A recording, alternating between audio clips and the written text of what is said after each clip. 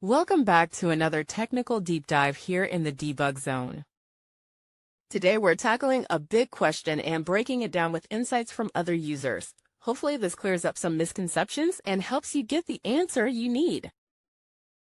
So buckle up, stay a little curious, and let's jump right in.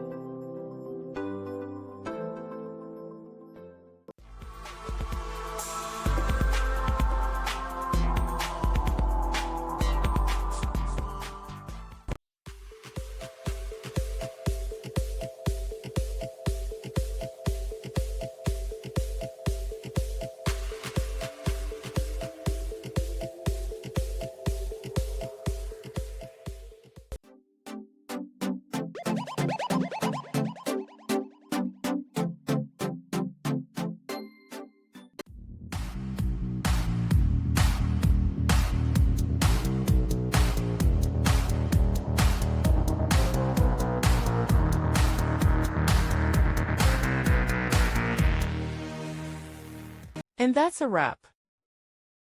I hope you found the answer you were looking for. If you did, take a second to hit that subscribe button. It really helps out. And let me know in the comments which solution worked best for you. See you next time in the debug zone.